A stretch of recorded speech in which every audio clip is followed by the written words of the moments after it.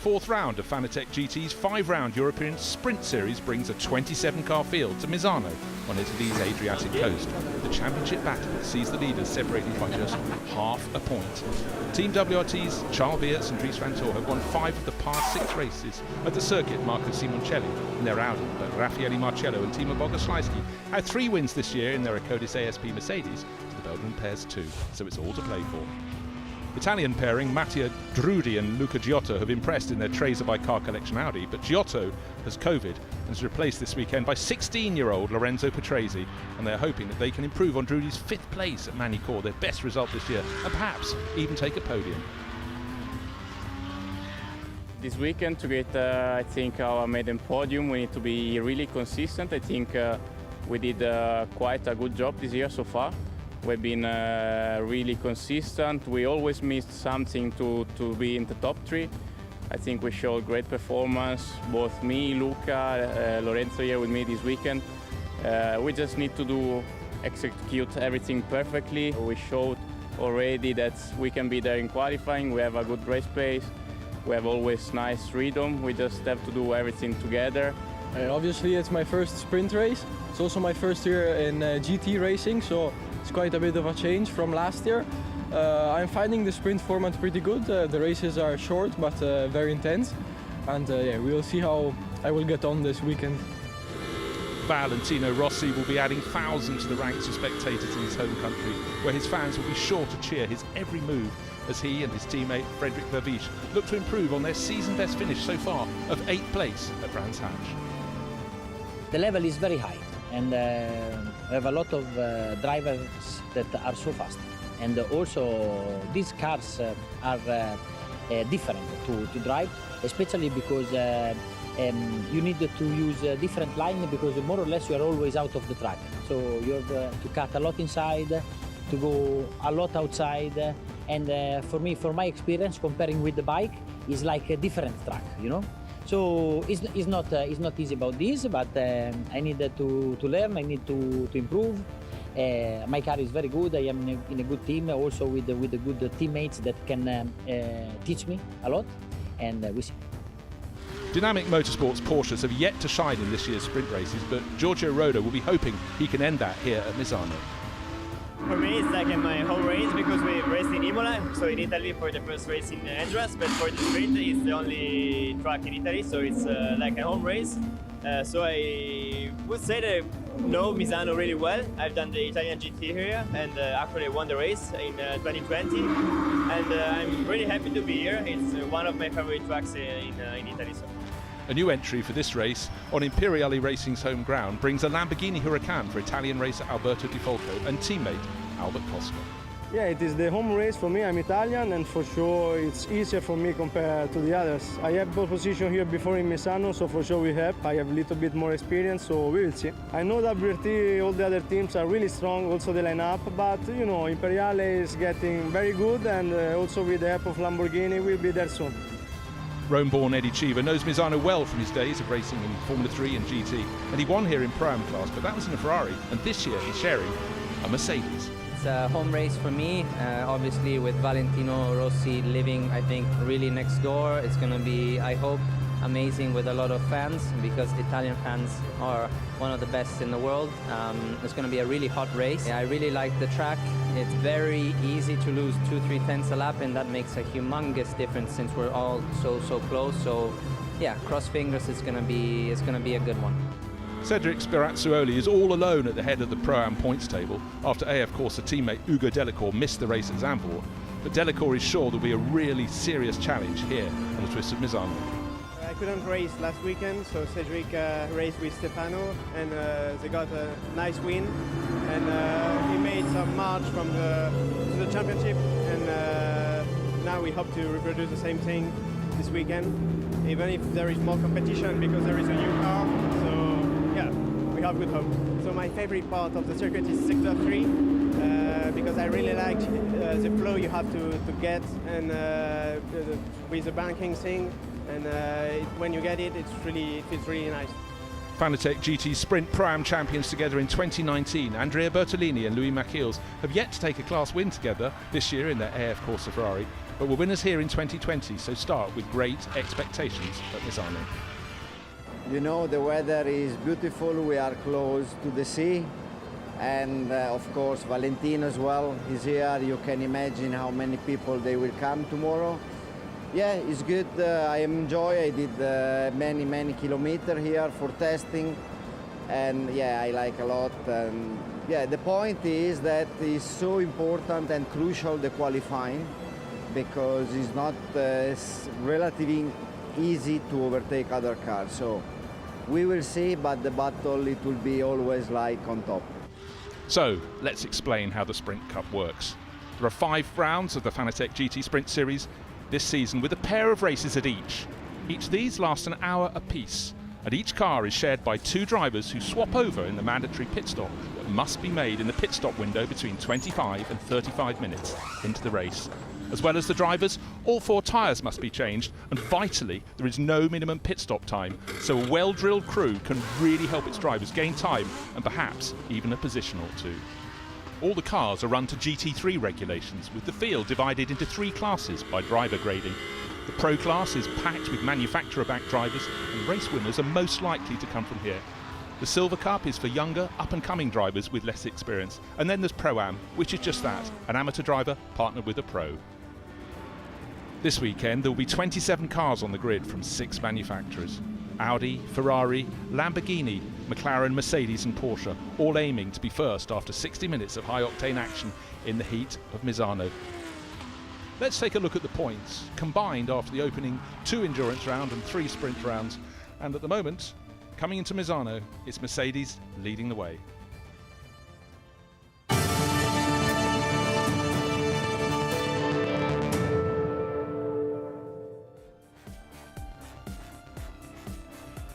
It is super warm down on the grid. Well, it's actually, frankly, very hot indeed at Misano.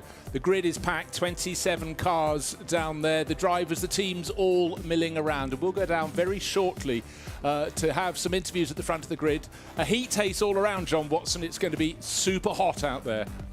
Well, certainly it was very warm yesterday. Now you can see track temperature up to 32.4. And the ambient, it's a bit down the ambient, 29.6 minutes. It feels like the 35 it was on Friday afternoon when we arrived at the Misano circuit. Fortunately, there is a little breeze blowing across the circuit, which is not going to have any bearing on how the cars behave on track, but it might give some relief, both to the people working in the pit lane, but to the drivers themselves. You know, the maximum time one driver can do is 35 minutes, and I suspect not many will want to go to that limit, because frankly, after about 10 minutes, you're going to feel the heat and the heat soak just coming through the car alone. Thanks very much, John. So let's go down to Vincent Abril on the grid. He's well placed on the grid, and he's all set to talk to Gemma right at the sharp end. Vincent, you had an outstanding qualifying this morning, obviously starting from the front row. Were you surprised by that time this morning? Yeah, if I'm pretty honest, I'm going to say yes. I think it's definitely not a track, and especially the heat is not the best for our car, but that's what is encouraging, is that, you know, we still managed to find our way at the front. That was one of my best laps, so for sure I was happy about it. Let's see in the race how it goes. You know, with that heat, it's more of a train, so if we can just keep our position, that would be nice, or give Charles a run for his money as well. We're not in the championship, so let's give it a go. How worried are you about the heat? How hard is it for you as a driver? I'm ready for it. I mean, that's what we train for, and that's why I think I will remember some tough moments of training just to make sure that I'm mentally prepared. But it's the same for everyone, and I like to believe I'm not the worst, so I'll be okay. Have a great race. Thank you very much. I was going to go quickly to Lorenzo Patrese, but he's got his helmet on already, so we'll leave him in peace for a moment. 16 years old, starting his first GT race today. But let's come across over to our pole sitters, Dries and Charles. Charles, quickly getting in the car. Have you got time for a quick word? 30 seconds? 30 seconds, yeah, come on. What's the strategy for the start here? Obviously, get it off cleanly. The strategy is to try to be first after the first corner, and then, just try to stay first for the whole race. For sure, starting first is a good place to start, but we know also the McLaren's is good in the straight, so yeah, let's see. It's going to be interesting in the first corner, for sure. Thank you very much. Just a quick word from Dries, if we can, Dries. How challenging is the heat in terms of tyres and tyre degradation here? Yeah, quite a bit. I mean, just the tires are overheating quite a lot, especially the rear is fast. So it will probably, well, the tire deck on the rear will be there. But yeah, I think we made some good things to try and prevent it from overheating. But let's see. I mean, it's hot, so. We'll find out now. Thanks, Dries. Thank you very much to Gemma. Tyre degradation, of course it's a factor, John, but again, it's not about just setting a quick lap time, it's about having the right setup to take into these conditions. Well, the key actually is going to be your qualifying, and we've seen now we've got the Audi and the McLaren on the front row of the grid. Timo Bogoslawski did an excellent job in qualifying to get the Mercedes onto the second row of the grid, and that will pay shed loads of dividends for that team. But it is about tyre degradation as the track temperature is high, and whether it's the rear tyre, which gets a lot of the hard work here at Misano, or on the front, in the case maybe we saw certainly back in Zandvoort, both Ferrari and the McLaren looking like the front tyre was the one that was giving up. So Vincent Abril has got a lot to think about, but if he can get the nose of the McLaren ahead of Charles Weerts into turn one, he will be in the pound seat and he will be able to control, in effect, the pace of the race. Well, we just had a shot of the 88 Mercedes, could have been in the front couple of rows of the grid, but unfortunately the team, Acodis ASP, didn't nominate a driver change, and therefore when Jim Pla set the time that was good for the front few rows, that was taken away, and his teammate Jules Gounon, who should have been doing the qualifying, is starting 27th and last. So he's a subtext. We're going to see if he can work his way to the top 10 perhaps, but he's really taken himself out of the battle. That was a fairly major mishap. Yeah, so something that really shouldn't have happened, but it did, so move on, get over it. The problem is for Jules Gounon, he didn't get to do the qualifying, so that was done by Jim Pla. So now Jules gets into the car, having not driven the car at all today. So track temperature, track conditions will be different to those that were here on Friday afternoon, certainly Friday morning. So it's a tall task, and of course Jules Gounon is a tall driver. You like that little segue there? I see what you did. Anyway, Jules has got the capacity to make progress quickly, but the further he gets into the field, the more difficult overtakes will become. And the worst thing is he gets bogged down in his momentum, which will probably be quicker than a lot of those around him, but he'll not be able to access that momentum, and he may end up finding himself outside of the top 10 before the checkered flag falls. Right, one thing that is quite frequently a fact here at Misano, because the 16 turns are really tightly packed together as we look down the grid, we may have the element of a safety car. We've seen it various times. We're not wishing for one, but that might change the aspect of the race. Look at the championship, an extra point for pole position. It stretches Charles Weerts and Dries van Toren's advantage to a whole 1.5 points over Timo Bogoslawski and Raffaele Marcello. But in terms of this year's Sprint Series, it's 3 wins to the Bogoslawski and Marcello Mercedes, and just 2 so far to Weerts and Van Thor. But of the last 6 races here, 5 have been taken by the Belgian duo. They really seem to be masters of the Misano circuit. It would appear that the Audi works extremely well here. It also is very clear that part of this race, or all the races at Misano, are very much influenced by the pace of the pit stop. And that's what WRT have been mastering for many, many years. Just to go back to the start of the race, when you're talking about potential full course yellows or even a safety car intervention to follow, is there's a big pinch point into turn 1, and then the transition from turn 1 to 2, and you might see cars cutting across the inside at the exit of 1 and missing the apex of 2 altogether. So anybody that does that and they gain track advantage, in other words, they gain the position, will have to give that up. So that's always an element of the opening lap into turn 1. So 27 cars in the bright sunshine giving off heat as they sit in the heat down on the grid at the circuit Marco Simoncelli. As John pointed out, the run to the first corner is unusually short, and it's a tight right, a tighter left, and then it opens out. But possible overtaking into turn 1, out of turn 2, into turn 4. And if they get as far as turn 8, that's the next overtaking place. Plenty of places on the opening lap, but bear in mind what Dries van Tor was talking about. The door being kept open as late as possible from Jules Gounon, who will start from the very back of the grid, is the pace of the McLaren in a straight line. If he can't get ahead of it, it's going to be a problem out of turn 10. That long run down to turn 14, John. So cars doing things differently. The McLaren is lighter, the Audi is more powerful. Here's the grid. So it's Charles Weerts on pole position, Vincent Abril alongside in the JP Motorsport McLaren. Then a fantastic job. He was really struggling in qualifying, but then suddenly went up to 3rd place. Championship challenger Timo Bogoslawski and Lorenzo Patrese at 16 alongside. Astonishing. Then come the bank of Audi, Simon Gachet and Thomas Neubauer, the top runner in the Silver Cup class. Pierre-Alexandre Jean, already an outright winner, though he's in the Silver Cup class.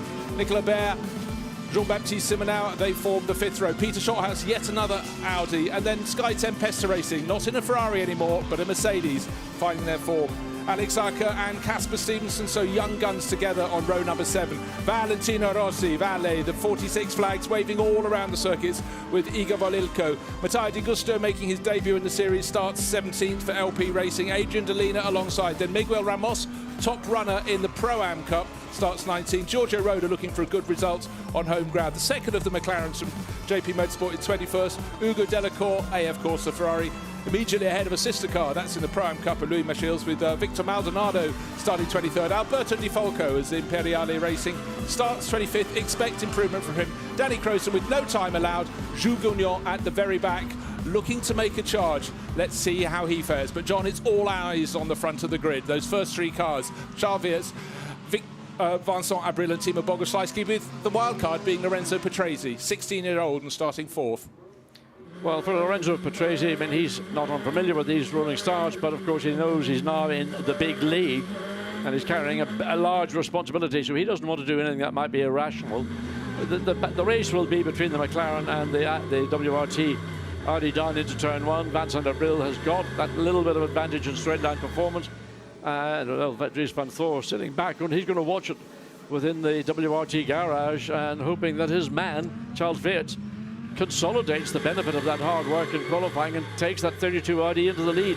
Whether he leads out of turn 1 into turn 2, well, that'll be another matter, and we'll find out that very shortly indeed. And certainly for the cars in the middle of this 27-car pack, other people's consequences become your consequences. If someone goes a little wide and you go for a gap and it closes on you, often in avoidance.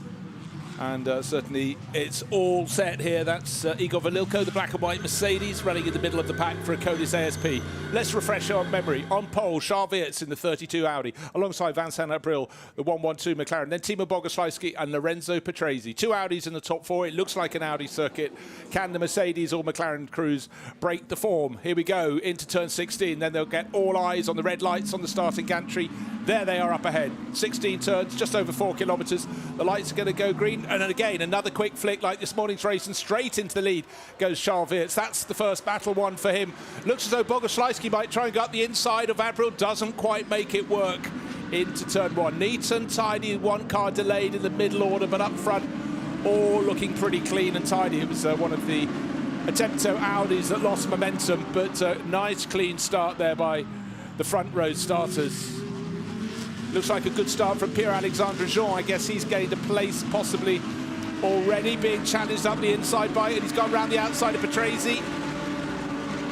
There's Thomas Neubar is the one that looks to have down the inside, and well, as that Jules Gounon all over the racetrack and off the racetrack as we dive down into turn 8. So consolidation from Charles Weerts. He looked like he was a little bit further ahead than Vincent Abril, or put it this way, Vincent Abril didn't get alongside. Oh, contact down to turn 8. Oh, well, we've got one of the Ferraris and one of the Santalot cars I talked about. We might need a safety car, and contact, 8, and debris everywhere. If the cars had clashed and gone off the circuit, it wouldn't be so bad, but they've certainly covered the track. Safety car immediately deployed, because that's traffic. Well, 3 cars involved. Look, coming down on the right-hand side of the screen, you can see damage to the right front of that Audi as well. So that is the 99 Attempto. So that is Alex Alca who got involved. So 3 cars involved in that incident, and that car will go straight into the pit lane, and that's where it's going to stay. And I think Alca was the car that got delayed between turn 1 and 2, but really unfortunate for Charles Weerts and Vincent Abril. They already had a break over the 3rd place team of Bogoslawski, and a car that went very well. It was Thomas Neubauer. I think it's a red flag, actually. I saw, maybe it's not, maybe. Well, front end damage to the Ferrari, heavy front end damage, and presumably rear end damage for whoever spun in that blue Santalot Racing Audi. So the field goes through turns 1 and 2. The accident was down at turn number 8. And waved yellow flags. So they would have seen, hopefully, the SC board. You could already see the flatbed trucks moving into position. Safety car bar wide at the top of the screen. I thought it might come at some point. Turns 1 and 2 were an early candidate. The safety car has done its job. A rabbit hares, or was it a hare? Haired across the track, so that's out of the way. But the cars coming down towards turn 8, they will see the debris on the track, and they will also see the 2 cars are still sitting there, unless they're being cleared in the last 10 seconds. Well, there was the Alex Alca Mercedes Audi, and it was that right front. It certainly was at an odd angle. They've changed the wheels and tyres now. safety car. And then you can see again the damage on that right front. They put a new set of wheels and tires on, but that car is going to be rotated and pushed back into the Attempter Racing garage because that is going no further. And now...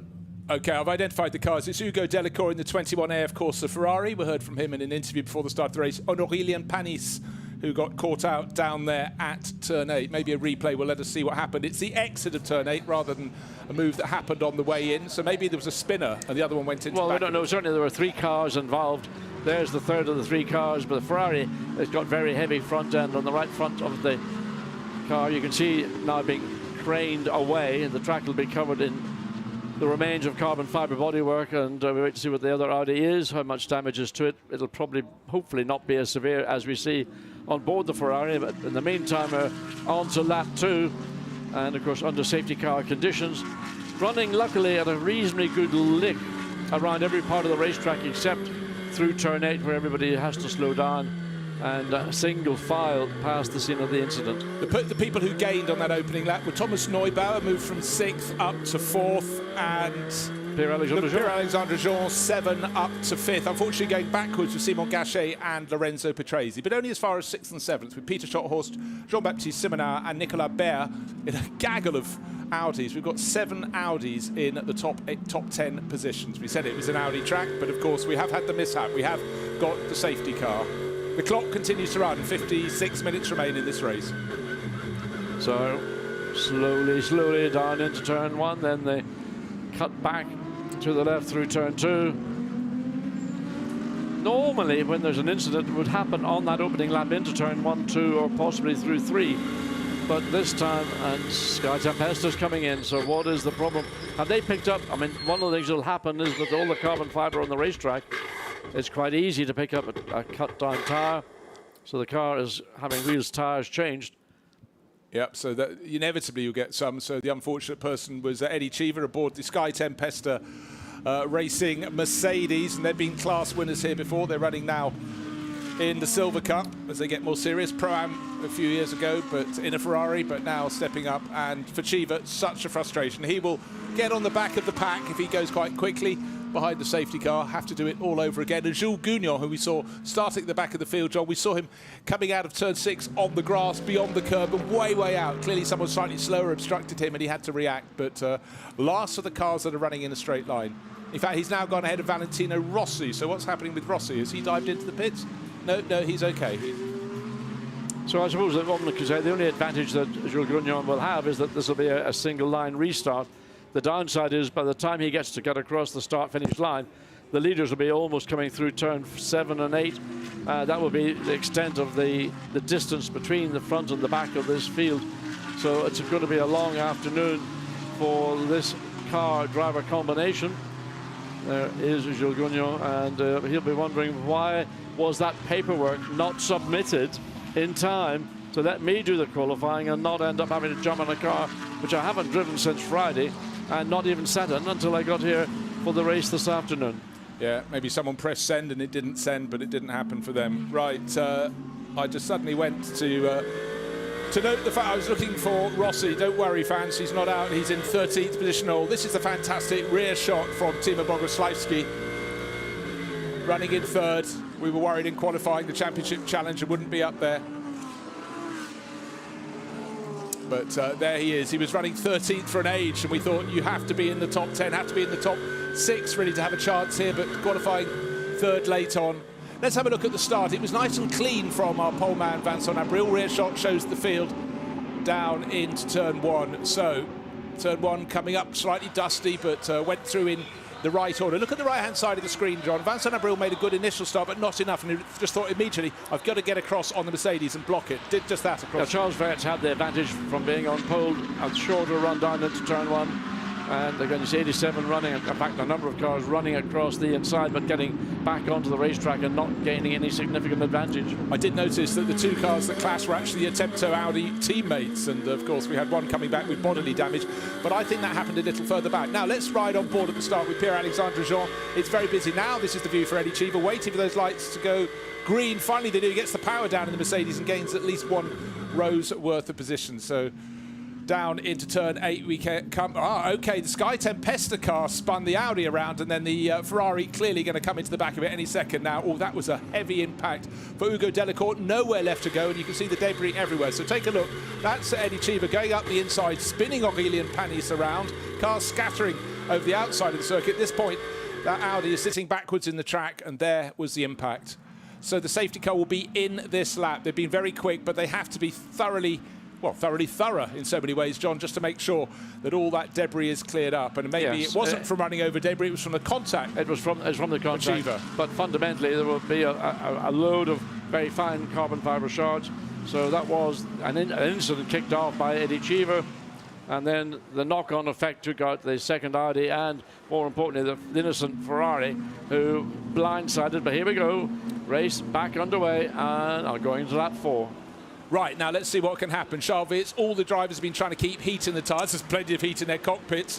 Where's the challenge going to come from? It's very juicy from about third place backwards. So we've got Thomas Neubauer trying to press onto the tail of Timo Bogoslawski, who doesn't want him there. We're riding the car in 5th place. The Ferrari of Pierre-Alexandre Jean, as he chases down Neubauer in the battle to see who's going to be top in the Silver Cup class. Neat and tidy. Lorenzo Patrese still hanging on.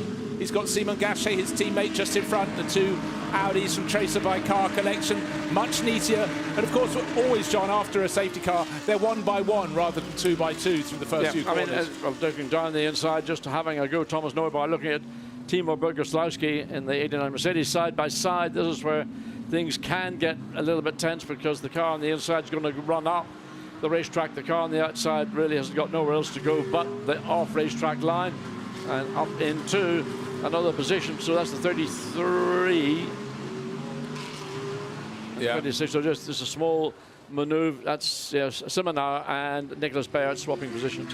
Well, just looking to see there the pace that we heard the McLaren has down the back straight. They're down the back straight now, but didn't make any gain on Charles Wirtz. Of course, Charles was in the pound seats on the restart, and really the racing is 3rd, 4th, 5th, 6th, 7th, down to about 12th or 15th position. They're nose to tail, and in fact almost nose to tail. Possible contact down at turn 14, just avoided. But going on to the next lap, the gap between Charles Wirtz in the lead and the chasing Vincent Abril. There they go, out of turn 16 over the curbs. The last time around it was half a second under the safety car release. Now 1.2 seconds, so Charles Wirtz will put a smile, a rare smile on Dries van Toor's face as he gets the hammer down. Very, very close indeed, a mistake in the battle for 3rd place. Neubauer got it wrong and fell right back. So we've got a race splitting into 2. The top 7 are making a mini break on the next 7, and that second group of 7 cars really running nose to tail. Nobody able to make any move, everybody caught behind the car directly ahead of them. Just make sure you don't leave an opening for the car that be on your tail to make a move up the inside, particularly here coming into turn 8. One of the places where you can actually make a lunge down the inside and recover and consolidate that overtake. Well, Timo Bogoslawski maybe was slightly slower through a corner than expected. Certainly Thomas Neubauer, the Silver Cup leader in 4th, was caught out. Had to go wide to avoid the Russian, and since then he's fallen back a little bit. So Bogoslawski actually has eked out an advantage in that 3rd place over Neubauer, Alexandre Jean and Gachet. Yeah, so Valentino Rossi trying to make a move, and Casper Stevenson for that 12th position, but again not able to get sufficiently far alongside. And now the gap between 2nd and 3rd, Vincent Abril and the McLaren, Bogoslawski and the Mercedes. But look, Jules Gounon, here he comes down the inside. Can he carry that momentum side by side as the McLaren and the... Well, I'm just watching the Lamborghini. So Gounon needs not to be... He's going to go the long way around the outside in turn 14. Can he make it stick? Wow, I wouldn't expect that one to come out of the blue, but that is a great effort indeed. Yeah, well, what a pass. That is Patrick Krapinski just not able to live with Jules Gounon's utter bravado. So another place gained by Jules, but it only moves him up to about, I think that should be 20th, 19th place. He gained 2 places on that lap. Picking off another one, goes past Matteo Di Giusto. Sorry, no, that's the 663. So that's Alberto Di Falco, who's hanging on out of turn 3. Will he be in the right position for turn 4? Not for want of trying. He's got to make the undercut, or otherwise he's going to be hung out on the outside and allow the McLaren to make that pass. But he seems to like the outside line because he's had success, and now he's got the inside coming through turn 6, then the curve of turn 7, and contact. Dodgem cars run, goes the Lamborghini, and that's going to clobber one of the corner markers. So fortunately no specific damage. Oh, and the McLaren has got to cut down right rear tyre as a consequence of that contact. So there was residual damage, and there you see the McLaren going to have to pull off. But if he doesn't, it'll be a very, very slow trip back to the pit lane. Yeah, well, the question was, the damage done on the first shoulder barge or the second? That side-by-side contact out of turn 6, both cars beyond track limits, and being the outer one of the pair. It's hardly surprising Alberto Di Folco was spun around. That one, no doubt, will be under investigation. So Gounon goes through, and also cutting across the curves came Krupinski. 2 clashes, and Eddie Cheever says, thank you, I'm coming I think Krupinski will be the one who'll get a penalty or some recognition, because he actually cut across the inside of turn 6 and just ran wide into the side of the McLaren, and not only biffs it once, he biffs it the second time just to make sure he felt the first one. Consequently, that car's retired. The Lamborghini may have to, well, it probably will make a trip into the pit lane. Meanwhile, at the front of the race, the gap has gone out from 1.2 seconds to 2.1 seconds. Charles Wirtz has got the hammer down, fastest lap of the race. Vincent Abril, Timo Bogoslawski trying to stay in the hunt, but he's under pressure from Thomas Neubauer, who in turn is being pushed by Pierre-Alexandre Jean, and Simon Gachet, for good measure, is just at the back of the group in that red Audi. Well, Timo Bogoslawski, we know his greatest strengths in a race are when he's actually given the lead by his teammate, Raffaele Marcello. Bodywork, the side of the racetrack. So what he will want to do is consolidate his current 3rd position, not give an opportunity to Neubauer or Pierre-Alexandre Jean running at 4th and 5th. And then when he hands the car over to Raffaele Marcello and a new set of Pirelli tyres goes on board the Mercedes, that gives Marcello a very good chance to have a look at maybe getting past the McLaren and who are leading, who are in 2nd place right now, and the Audi that are leading. But again, it'll all come down to ifs, ands, or buts.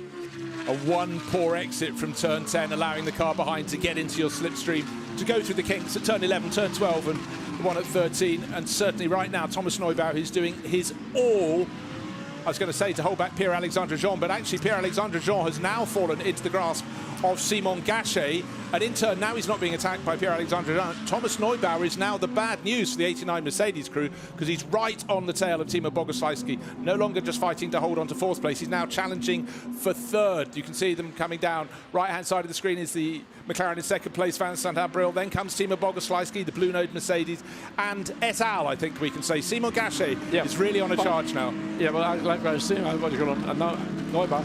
The thing that Bogoslawski has proven over the past number of races is that he is able to withstand this kind of pressure, and that's what he's going to have to do for 15 minutes or so into this 1-hour race. So the pit lane will open in another 10 minutes, and I would imagine that Akudis will bring that 3rd place Mercedes into the pits and do the driver change at the earlier phases of this race down the inside. So Ferrari being challenged by Simon Gachet, but again, not sufficiently alongside to make it a pass that would be viable.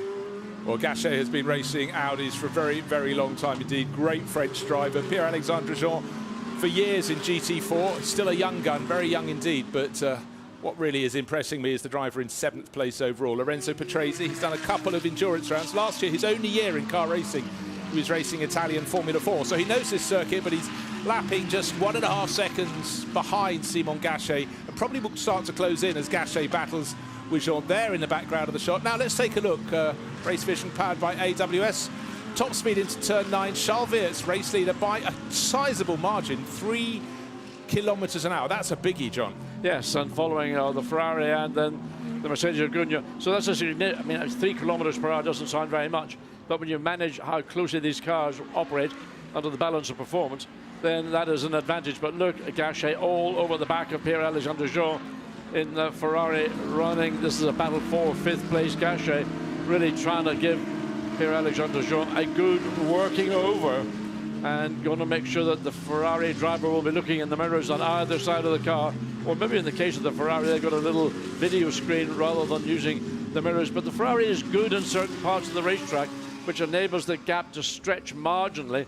As we look at Charles Wirtz now, he's got a comfortable lead, 2.8 seconds ahead of the McLaren. Yeah, we haven't seen the McLaren's fabled speed in a straight line out of turn 10. Charles Wirtz clearly got a very, very well set up car, courtesy of Team WRT. The setup for the McLaren looks good as well. Bogoslawski still being troubled in that 3rd place from Thomas Neubauer. But the thing that's slightly confusing perhaps for Pierre-Alexandre Jean, according to whether it's a right or left corner he's going through, he's got an Audi behind him with a white flank on one side and red on the other. He might be slightly confused. He's got two Audis chasing him, but certainly he knows there is a car right there. We've had a change of position, have we, behind? No, Peter Schotthorst, sorry, he's running in 8th. Jim Simonauer and Nicola Baer, they're at the back of that Audi train. But actually, Lorenzo Patrese is just doing a good job in front of them. And Jules Gounon again makes room up through the field. So that will be up to probably, he was 17th when he came across the line at the end of the last lap. This should be up to 15th. He's overtaken 2 cars in the space of a lap. The second of those cars was Matteo Di Giusto. So Jules Gounon doing what he knows he's got the capacity to do, he's got the car to do. So let's see where these overtake. Now that's why Patrese has dropped back. I had him on my timing screen but couldn't see him. He was given a clatter there. Peter Schotthorst, the Dutch racer, coming through. So Patrese running wide, and I sense there's possibly... No, he's still... What was his lap speed? No, he just shouldered wide. I worried he'd picked up a puncture with that side-on contact. So he'll have to regather himself. He was 7th. He's down to 9th. Peter Schotthorst, well, there may be investigation. Certainly an incident between car 18 and 111 noted. That was Krapinski. And unfortunately, car number 18 also involved. Well, there's no doubt in what I saw. The Krapinski and the McLaren cut across the inside of turn 6 and ran wide and basically sideswiped the Lamborghini. So I think that that will be looked at and discussed. There is, I think, the Lamborghini parked up on the infield. Yeah, well, in fact, a problem there. They got the wrong cars on our screens. They were talking about 111 and 18. 111 was Krapinski, but the car he clashed with wasn't Danny Croce's car, was it not? I'm fairly sure it was the other Lamborghini that's joined Somebody us. runs way, way wide. Bruce coming out of turn 10 at the tail of the field. And when the dust settles, who's not on the track? They're all on the track, but that's a big, big gravel track that could grab you. Was it one of those 2 Garage 59 McLarens? Certainly the best placed McLarens, going great guns, but now 3 seconds down on Charles Weerts, but comfortably ahead of Timo Bogoslawski, who's still got the leading Silver Cup runner, Thomas Neubauer, in his wake. 3/4 of a second down, maybe slightly less as they start this lap. In fact, I'm sure it's slightly less. Under half a second now. Car number 30, leading runner in Silver Cup in 4th place, Thomas Neubauer. Pierre-Alexandre Jean sort of in no man's land. He's not being challenged as hard in 5th place. So just 5 minutes remaining for Timo Bogoslawski. If that's what the Achilles team will do, will they bring him in at the earliest opportunity? Get Raffaele Marcello. Remember, Marcello has not driven this car again since last afternoon, as will any of the drivers, in fact, who are going to take over the cars. So they don't know quite what track conditions are going to be. They're assuming they're not going to be dissimilar, but there'll always be that exploratory opening lap, and you need to be aware not to do something that could jeopardize all the work that's been done. But this is the view back from Bogoslawski's car into turns 9 and 10, the double right-hander. So now you come onto this dog leg straight, which through 11, 12 and 13, which really aren't corners per se, they're just a gradual curve. Yeah, I just want to clarify something. It wasn't Di Folco who was clobbered. It was actually the number 18 GSM Nova Marine Lamborghini. Apologies there. That was the one that Patrick Krapinski put his shoulder into. They are out of the race, as is Alex Arca, and the first lap clashes Aurélien Panis and the blameless Hugo Delacour. In fact, the blameless Aurélien, because he was given a push and a shove and spun around at turn 8. But this battle for 3rd place, John, really starting to shape up. But Charles Weerts is the star of this race. He's going faster and faster. His advantage was about 3.8 seconds, waiting for Vincent Abril to come across. 4 and a bit seconds now. The battle, first and second, is looking very comfortable for Team WRT. They can pick the moment when they want to pit. They're also in the pit garage closest to pit exit, which often is a helping hand. Yeah, I mean, everything is favouring WRT, and that's because they've done the hard yards, they've got the car, they've got pole position, they've got the best position in the pit lane, in my view, to exercise or execute their pit stop. So when they leave the box that they stop in, they can more or less get to the exit of the pit lane and have very little use of the limiter. I know it seems silly because if you have a pit at the top or the bottom down the inside, well, that is Simon Gachet has finally found a way around Pierre-Alexandre Jean. Now they are in a different race, nevertheless. I think Pierre-Alexandre Jean was looking to get a strong overall position, but wisely, arguably, he's decided, well, I'll fight, but I'm not going to put myself into jeopardy. I let Simon Gachet go. Well, he's sitting, Pierre-Alexandre Jean, leading the Pro-Am Cup with his teammate Ulysse de Pauw by nearly 30 points. And for Gachet, he, of course, is in the pro class, so they're battling for different points, but that was a battle that was shaping up very nicely, and just behind them, now we've got Nicolas Bert trying to pass and making it work in the battle of the Audis, the 26, now ahead of the 12. So Lorenzo Petresi, really astonishing to qualify fourth fastest. Inevitably, he was going to fall down the order, but he'll be learning so much from competing in GT3 and doing a sprint race. It's a different mix to doing the endurance races that he's done thus far this season. And Valentino Rossi, he was 13th, he's now still in 13th place, but who's coming after him? Jules Gugnon, now just one car, just Alberto Di Falco in the 663 Lamborghini between the pair. And the bright acid yellow 46 Audi still hanging on, but the yellow-nosed Mercedes from the back of the grid from 27th is on a charge. John? Yes, I mean, Jules Gugnon is going to push all the way, currently in 15th position. Will look to find a way past the Lamborghini of De Falco, then Valentino Rossi. You know, for Valentino, we heard him speaking to himself. This is an extremely high-level standard of motor racing. He's not coming into a sort of a series which is, let's say, the domain of maybe elderly or less accomplished. These are the top drivers in the world in this class. So he has jumped into the deep end, and it's been, you know, not a difficult start, but he's learning on the hoof. Yes, if he did a national GT championship, he'd have far less drivers this caliber to compete against, but that's the nature of the man. He's gone to one of the top teams and he's learning as he goes. Now, this battle for third place is super, super tough, but the driver chasing, Thomas Neubauer, closing on Timo Bogoslawski, but again, he doesn't want to take too much risks. Oh, a little bit of a mistake there down at turn 14. Well, you can see on that last lap, or last couple of laps, where the gains have been made by Neubauer, but I think as we now go on to what is going to be lap 13, that, in fact, it'll be lap 14. So the Mercedes, I suspect, will be coming in at the end of this lap because the pit lane window will be open. And that would be my call if I was managing car 89 to get Raffaele Marcello into it as quickly as possible. The only concern would be the team will have to look and imagine where will Marcello fall back into the field. So that will be the only influence as to when that 89 Mercedes comes in. Well, for Charles Weerts and Team WRT and his teammate Dries van Toor, this is very much going the right way. 4.5 seconds to good, and still with every sector eking a bit more an advantage over Vincent Abril. But don't forget, JP Motorsports still pretty new at this level and really duking it out up there. Right, overall top speed, and it's V Abril, where we knew the McLaren was very good in the straight line. 254 kph, the Lamborghini of the new coming Imperiale Racing Team, second fastest. And then the best of the Audis is Nicolas Bert, who at the moment is running in 9th place overall. No sign of Charles Weerts, so it's not top speed that counts for him. No, so I mean, ultimately this is a racetrack that is dictated by aerodynamics. You, in the case of the lead cars, they're not even in those top 5 times. So they're running a car that is the quickest way to run a lap here, not to have the quickest car, for example, at this part of the... Well, there we go. Who's going to be in first? Yeah, well, it's Swiss badge on the belt. It's Raffaele Marcello, who, you know, raced with an Italian flag, and then he thought, hold on, I was brought up, or brung up, as he said, in Zurich, and there he goes, the cuts, and also Neubauer follows him in. So interestingly, WRT are doing the very same thing as Akudis ASP. But so did Abril. He dived in as early as possible as well to change to Dennis Lintz. So Charles Weerts' lead, which was going to be about 5 seconds. It was, let's say, 4.8 seconds to the good. That will continue to stretch. Now 8.8 seconds because another Audi is into second place, Simon Gachet, but very close in the pits, John. You've got the Audi coming in directly behind the Mercedes. Your two different teams doing pit stops. There's the Mercedes, JP Motorsport.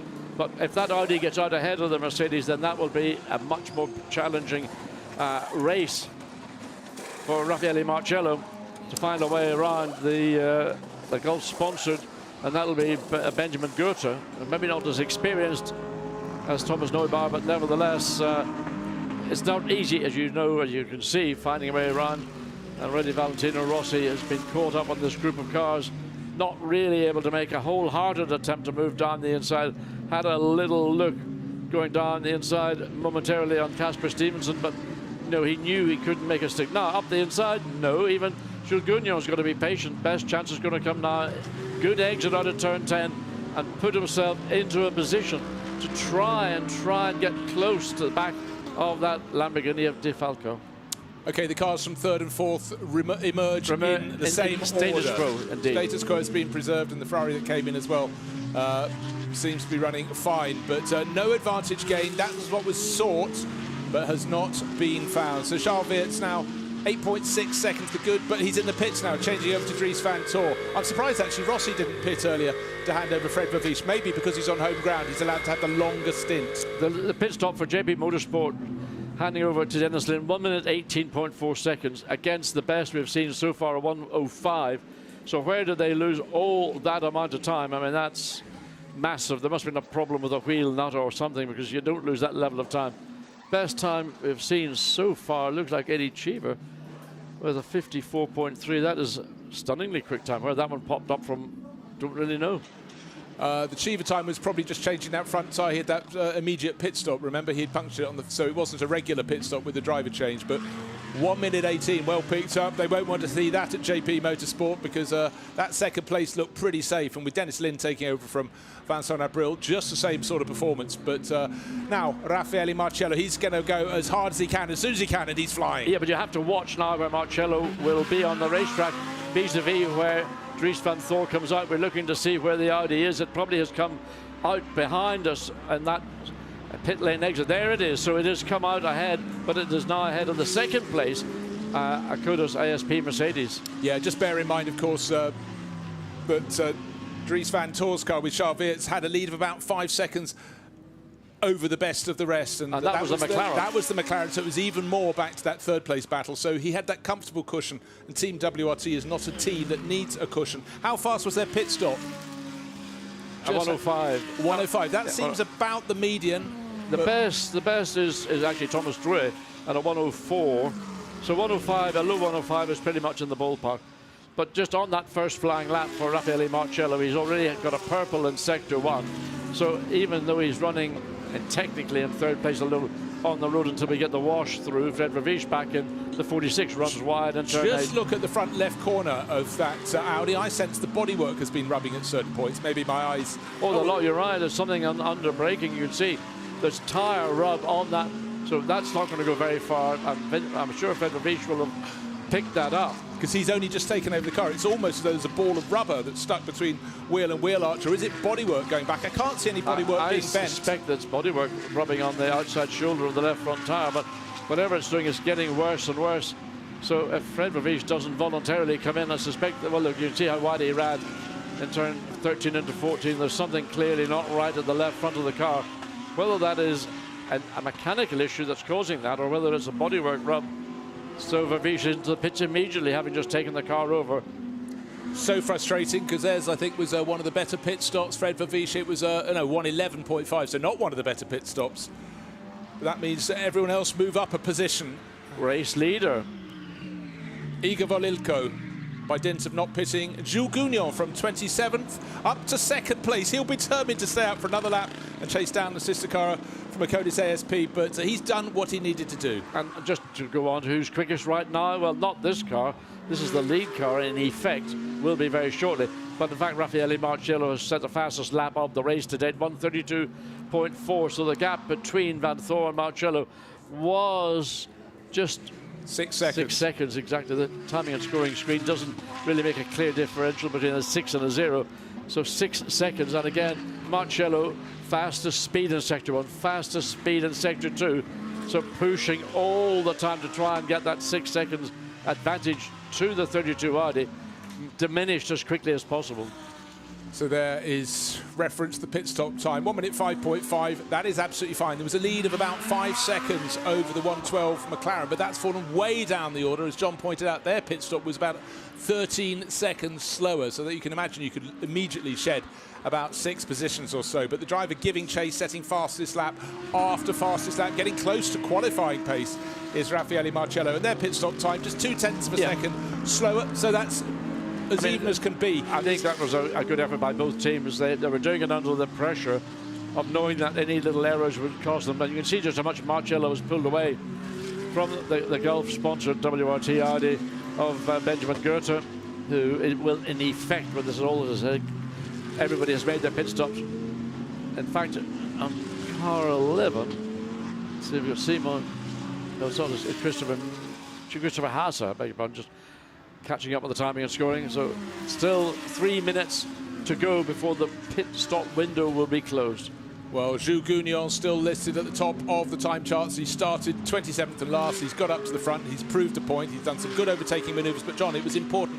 He was also cautious at points, wasn't prepared to risk all just to work his way to the front. Of course, once he makes his pit stop, it'll drop him way back down the order. The gap we need to look at is Dries van Tor, effective leader of this race, and Raffaele Marciello. It's down to 5.2 seconds and closing all the time. But we have 27 minutes on the clock. Yet another pit visit for the Sky Tempesta Racing Mercedes. Chris Froggatt gets on board, and unfortunately they've had that extra stop for a puncture to be repaired after possibly triggering all of that what happened at turn 8 on the opening lap. So we've got 3 cars yet to make that one and only pit stop for the afternoon. And they are Gounon, Maldonado, and... Well, Cheever's just making his stop so now. There's only 2 cars now that need to make the pit stop, so Cheever. And there is the race leader momentarily, although he'll drop down the field once he comes in, but he's got a great team behind him. They will turn that 88 Mercedes round. Jim Plow will get behind the wheel and continue the progress, and their target's got to be unquestionably a top 10 finish to get some points out of what has been a confusing and understandably frustrating afternoon for both Jules Gounon and Jim Plow because of that administrative issue. Yeah, bit of a snafu, nothing to do with the drivers. Jules has done all he's done, but what was so sensible was in his charge, slightly cautious, pressing wherever he could, but also the team have just said, now you should have clear track for a handful of laps. Go and make hay. He can't possibly squeeze another lap in, so into the pit lane as fast as he can. He'll get to the white line, and you can feel the speed coming down, hopefully to pit minimum. So now Jules Gounon's done all he was asked to do, crawling down the pit lane. Look, I mean, you've been doing 100 and whatever kilometres, 200 kilometres, 50 kilometres down the back straight to get down to the speed in the pit lane. As we now look at Dean McDonald, in fact, in the 188. So I was looking at the 159 for Maldonado. So 188 is that's handover from Miguel Ramos. Yeah, they started on Pro-Am pole position. They're still in the lead in the Pro-Am Cup class, and we'll give you their accurate position once those final 2 cars have emerged from their pit stops. But down in, I think, 19th place overall, but importantly with a gap of about 10 seconds over next in class, which is Andrea Bertolini in his AF Corsa Ferrari. The car that really lost out is the gold and black McLaren 112, started on the front row, ran second early on, but that slow pit stop that was about 12-13 seconds slower than all the cars around it means that Dennis Lind is having to play fight back, and fight back he is up to 9th, and I think that should move him actually up to 7th overall when the last 2 cars have pitted. And there you can see just exiting out of the pit lane, the very, very long pit lane exit. So that is the 88 Mercedes, so it's going to slot in. And it just gets... He's in front of one of the Tracer by Car Collection Audis, and if that is the 12 car, which it is, so that puts him into 13th position ahead of Matthias Drudy. So net, they're marginally better off. So now Jim Plow on a fresh set of Pirelli tyres and can get his head down, having had the benefit of doing the qualifying, which, of course, he wasn't entitled to do. Yeah, bit of a mix-up. All the drivers can do is keep it clean, keep it fast, and not take too many risks, but a little bit frustrating. So, as we wait for Jim Plow and Ethan Simeoni in the number 159, Garage 59 McLaren to be shuffled down the order, that means Dries van Tor will be at the top of the pack, and he's sort of stabilising his advantage over Raffaele Marciello at just over 5 seconds. There would have been some traffic affecting them. We'll see how this unfolds, but you have to put, with 24 minutes on the clock, the money on Dries van Tor to hang on for yet another win. Oh dear. Yeah, Dennis Lind getting slightly squirrely in the JP Motorsports McLaren. I mean, that was a disastrous, I hate using the phrase disastrous, it sounds like the Titanic going down once again. But a poor pit stop, and that has put them under difficult pressure because they've fallen back into the field, and the strength that McLaren enjoys not maybe being able to exercise. And Dennis Lind under real pressure from Christopher Mies directly behind. Right, let's take a look at that graphic, John. It's top speed, we've just been mentioning Dennis Lind, 232 kilometres an hour at the top speed point, so just a small advantage. The Lamborghini, again, sitting in second place. So Alberto Di Folco using his experience at the circuit. Another McLaren in third, another in fourth, so clearly the advantage. Yeah, but what you notice is where are the lead 2 cars? They're not even in that top 5, simply because they've gone down the route of having downforce over top speed. And as long as you get your qualifying order sorted out, then you can use that. So right. Fred Vervies just going through, shot there in the 46. He is dropped down after that pit stop, down to 22nd. We don't know what caused that body tire rub, but whatever it was, been rectified back out in the race. Yeah, just looking at his pace around the lap at the moment, it's absolutely fine, but it needs to be because he's otherwise about to be lapped by Dries van Tor. There is Dries leading the race by 5 and a bit seconds. It's stabilised and there's clear track between him and Raffaele Marciello, who's giving chase in the 89 Acodis ASP Mercedes. But from Dries's point of view, that's clear track up ahead. And if he gets too close to Fred Vervic, Fred is a teammate. Fred's car has had a problem. That will move out of the way. But if Marciello comes up, maybe Frederick won't be quite so helpful.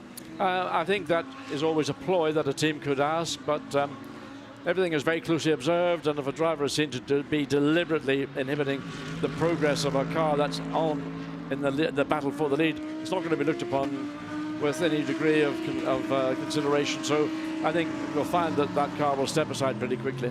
The Gulf liveried Audi in third place is the leading car in the Silver Cup. Benjamin Goethe, still a teenager, absolutely flying. He's been hunted down by Christopher Haase. No shame in that at all. Only a tenth of a second here or there, but you feel that Tracer by Car Collection, the white and red Audi, has got more points to prove and more points to gather and could yet get onto the third place and therefore onto the podium here at Misano. So the gaps between Christopher Haase and fourth, Ulysses de Pauw fifth, Dennis Marshall fifth, sixth, Christopher Meath seventh, and Dennis Lind eighth. They're all covered by fractions of seconds, and it only takes one little incident to kick that battle off. But right now, the gap first to second, as you point out, Bruce, is 5.3. A comfortable lead here in Misano. It'd be nice to have 10.3 seconds, but 5.3 is comfortable. And if you're able to match the pace of Marciello in the lead Audi, well, then all you have to do is just keep yourself alert and not just drift. Yeah, but I think what one has to understand in this is the Audi has had so many successes here at Misano, and when we arrived at the circuit yesterday, what was the manufacturer with the top 4 positions? It was Audi. So I think Dries van Tor is having an easier ride than Raffaele Marciello, who's necessarily, though Acodis ASP seemed to find a better setup for qualifying today, yesterday they were down in about 13th position. This is a car that was challenging for the championship, just half a point down on the lead. So I think Marciello's working much, much harder than Dries van Tor. They're lapping within a tenth of his second at the moment, though. And of course, the turnaround in qualifying tomorrow morning will mean that it'll be Marciello doing the qualifying. Now, listen, Timo Bergoslawski did an excellent job at qualifying Saturday morning, and he got the car onto the second row of the grid. Raffaele Marciello will be trying to get that Mercedes onto pole position, if not certainly into second position on the grid, to give him the best opportunity. So Acodis ASP have done an excellent job overnight to get their car up to the level of performance that they would have expected.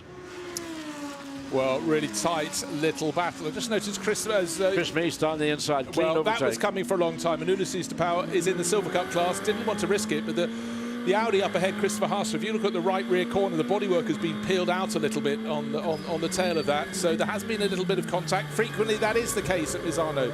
It's such a tight circuit, 16 turns coming out, thick and fast. This is the view from Ulysses de Pauw's Ferrari leaving turn 10. Now observe, John, couple of kinks to keep your foot flat in. In fact, Ulysses de Pauw has lost 2 positions because he lost one to Dennis Marshall, and now he's on the same lap he's effectively lost one to Christopher Meath. So I mean, as you point out, some cars are running at what? There's Pro-Am, Silver and Pro. So the silver car that Ulysses de Pauw is running in, he's really fighting his own battle. He's not really concerned about Christopher Meath. Yeah, Benji Goethe, who's leading the class in third overall, which would be by far his best position. Seems safe in that third position, but he's got Christopher Haase catching. You know what?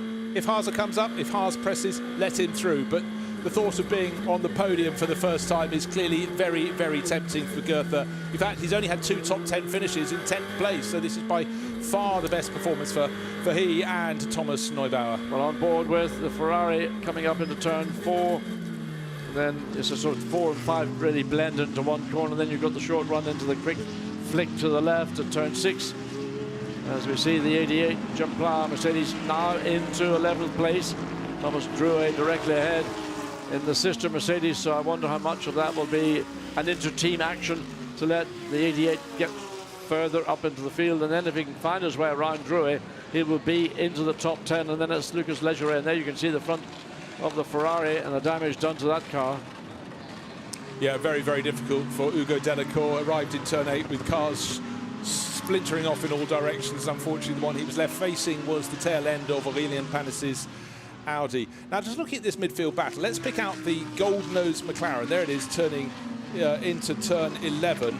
That slow pit stop put them way down the order. They came in from second place. They're in 8th place with Dennis Lind a little way back, nearly 1 and a bit seconds down on Ulysses de Pauw. But behind, Lucas Legere, Thomas Drouet, Jim Pla.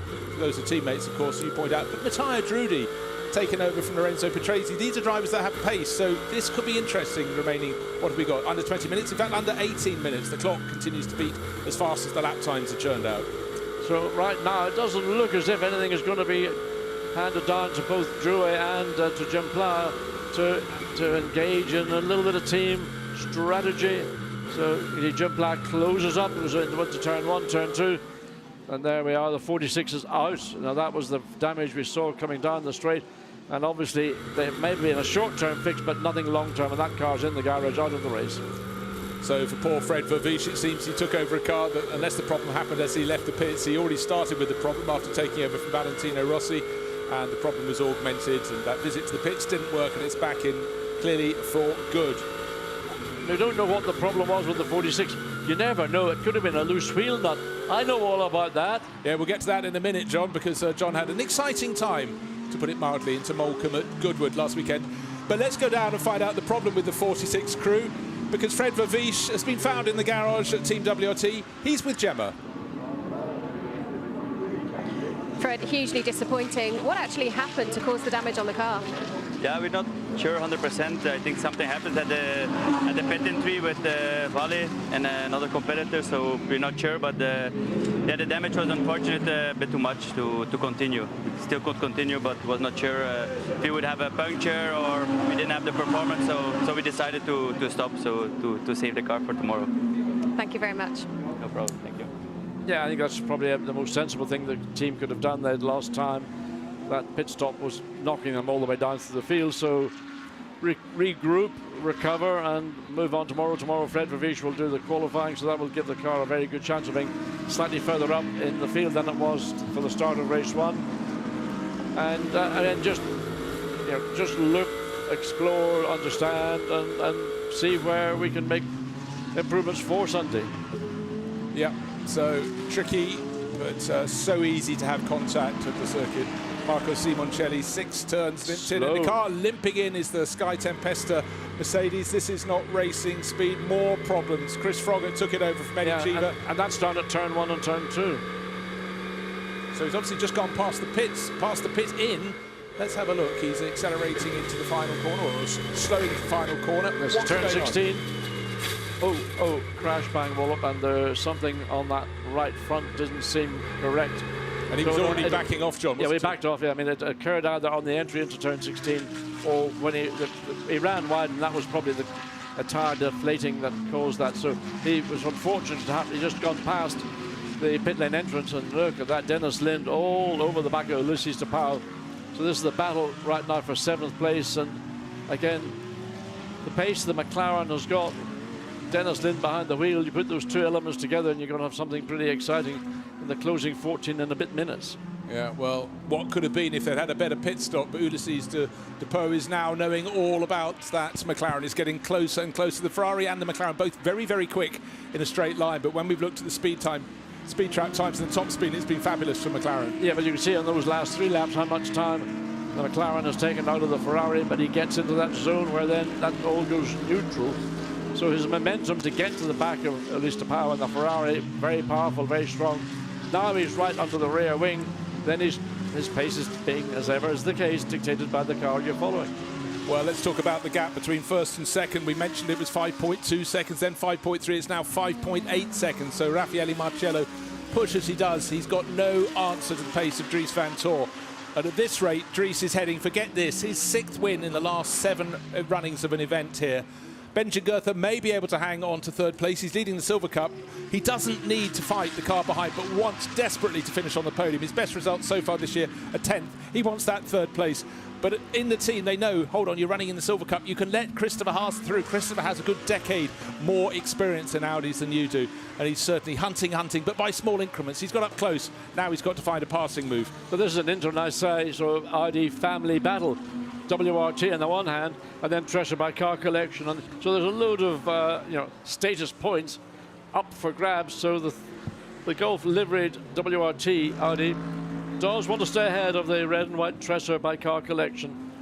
And a good little battle it is. And Benjamin Goethe, who has taken a period of time to get to a level where he can drive at this, the front end of a field and do it under pressure, he's growing up.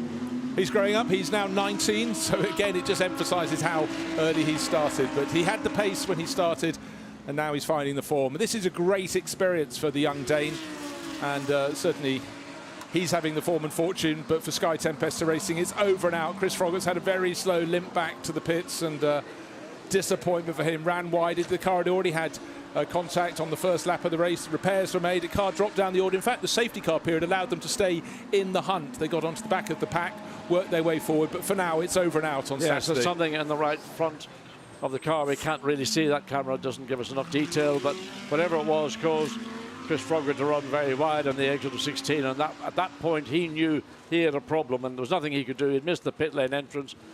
Now, coming up to start, putting a lap on some of the back markers. This, I think, is the Lamborghini of Denny Krups. And there is the race leader coming across the line to complete 28 laps to go on to his 29th lap. Indeed it is.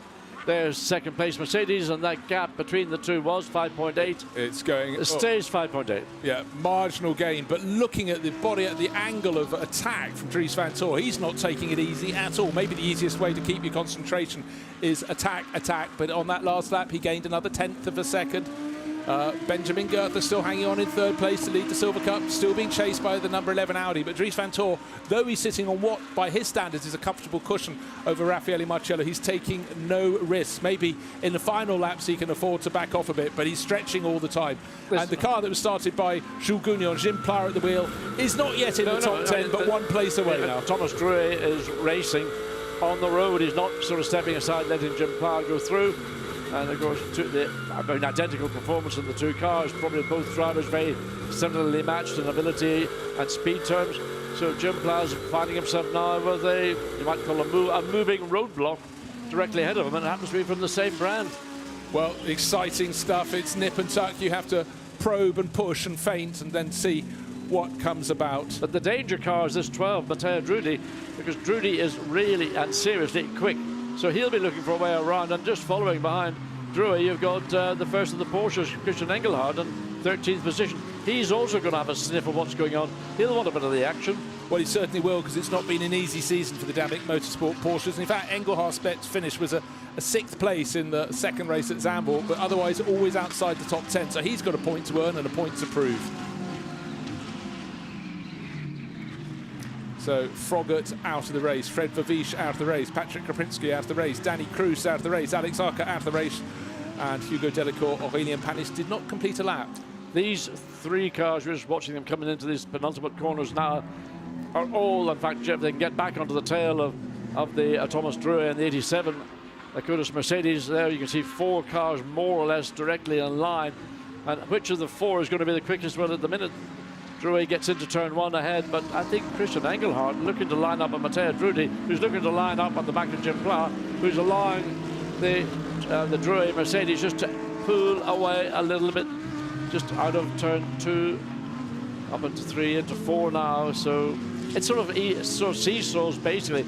But Drouet, look at him how close he got to the back of Jim Pla, the Mercedes, coming through turn 5. Well, this is exactly how GT racing is. Fanatec GT Racing brings you this all around the world. It's manufacturer against manufacturer. Brilliant scrap between 2 Mercedes, an Audi and a Porsche closing in at the back. There's a Ferrari up ahead, there's a McLaren up ahead of them. But leading the race, it's an Audi from a Mercedes. And the gap, 5.4 seconds, stabilised between Dries van Tor and Raffaele Marciello. Yeah, it's in fact, it's come down a fractional amount, but it's almost insignificant. We've got 8 minutes remaining. And I imagine that both teams have now decided we can't make any further progress. Dries van Tor doesn't need to extend his lead. The only thing that would be uncomfortable, wow, Dennis Lynn looking to make a move there. Well, there wasn't space to do it, but the intent was certainly there. Lucy DePauw would hopefully pick that up as we go back through the field. Drouet, Jim Pla, Matteo Drudi, and then Christian Engelhardt. So they're all sort of seesawing. But I wonder if Dennis Lynn is going to look and see what can I do at turn 10 to gain the benefits of my straight line speed, to make a way or find a way around Ulisses de Pauw and the Ferrari. Right, this is the point in the race where drivers have their track limits transgression pointed out. The last warning for car 159, that's one of the Garage 59 McLarens. It's Ethan Simeone, he's in 16th place overall. But any number of these top drivers, as they get more desperate, as their tyre performance goes away, you can see the cars running off the circuit at that point as well. So warnings can come and they lead to penalties. This could yet shuffle the order. Well, certainly looking at the McLaren, and I mean, it's the way that it took the inside of the corner, Dennis Lind, as opposed to Ulisses de Pauw. Has de Pauw got a problem? He does. Either he's got a problem or he decided what's going on. It almost looks like the field, the entire field is slowing down. Just that camera angle looked.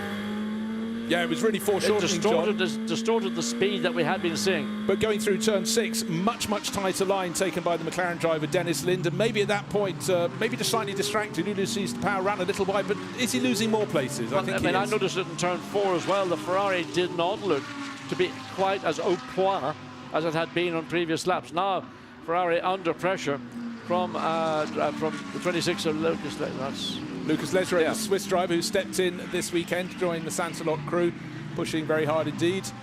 And a little bit of a gap. And then comes that train, of course, with Thomas Drouet, Jim Plyer, his teammate, fighting over the last position. Car, unsafe release and a slow pit stop. Well, that's insult to injury for Dennis Lind. So this is a car that was second up to the pit stops. Its pit stop was more than a dozen seconds down on all of those around it, and capped that under investigation for an unsafe relief. Oh, dearie me. Talking about kicking somebody when they're down. I mean, you had a poor pit stop and now you're getting clobbered with an unsafe release.